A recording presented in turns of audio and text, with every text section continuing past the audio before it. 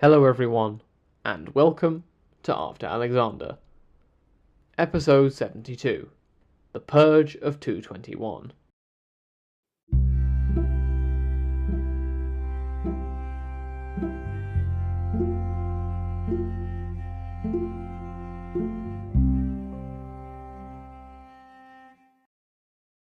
As we've previously discussed, the period of about 222 or 221 BCE is when Ptolemy III died and Ptolemy IV became the new king of Egypt. In his early reign, there is an event we need to talk about when it comes to Ptolemy IV. This is an event I've come to dub the Purge of 221. We'll take this opportunity to recap the Ptolemaic family tree. Ptolemy IV was the eldest son of Ptolemy III and his half-cousin wife Berenike II. We've seen way back that both Ptolemy III and Berenike II were grandchildren of Berenike I by different fathers. After all, Berenike II was the daughter of Magas, the king of Cyrenaica and the half-brother of Ptolemy II. Therefore, this makes Ptolemy IV's parents half first cousins. Anyway, Ptolemy III and Berenike II had several children. Skipping over the nuance from episode 70, these children were Arsinoe, Ptolemy IV, Lysimachus, Alexander, Magas, and Berenike. Ptolemy III also had a brother called Lysimachus. For our purposes today, that's the family sketched out. All the siblings were grandchildren of Ptolemy II and Arsinoe I, as well as great-grandchildren of Ptolemy I and Berenike I. You may start to see a theme developing among the Ptolemies in terms of names. Anyway, family tree stuff out of the way, Ptolemy III transitioned to Ptolemy IV on his death, as we've dealt with before. At the oldest, Ptolemy IV was 23 years old when he became king of Egypt. He was one of 3 young men to inherit the Hellenistic states at around this time. You'll recall that in previous episodes we've seen Macedon go from Antigonus II to Demetrius II to Philip V, while the Seleucids saw Seleucus II die and be replaced by first Seleucus III and then Antiochus III. Now, the young Ptolemy IV inherited a cohesive realm. However, Bevan says he was already corrupt before he came to power. Supposedly, he could have rivaled the corruption of Ptolemy II, but not his intellectual curiosity. I must confess that this review is not the impression I got from Ptolemy II in our episodes. Then again, this podcast has been focusing on the Seleucids rather than Egypt. Therefore, the character of Ptolemy II has not got as much scrutiny as some other rulers. It's at this point, with a new king Ptolemy IV installed, that we should introduce the power behind the throne in Egypt.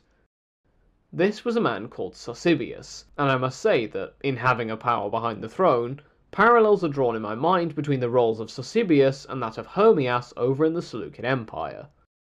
Added to that, I suppose Antigonus III, the stepfather of Philip V, also counts as a kind of power behind the throne. With that comparison made, let's see if Sosibius is as problematic as his Seleucid counterpart. As we've seen before with Hermias, Sosibius wanted to wield power. He had no obstacle to this desire when it came to Ptolemy IV himself. However, there were other members of the royal family who obstructed him. The first of these was the king's uncle, called Lysimachus. The second was his mother, Queen Dowager Berenike II, and the last was his younger brother Magas. Edwin Bevan points out that this Prince Magas was more popular with the military than Ptolemy IV was, which is surely never a good thing. To the mind of Sosibius at least, these obstructions would need to be removed. That said, he couldn't touch them without Ptolemy IV's sanction. I'll spare you a bit of phony suspense here by saying that Ptolemy IV was not a serious challenge. He bent to the will of Sosibius and agreed to have all 3 of them done away with.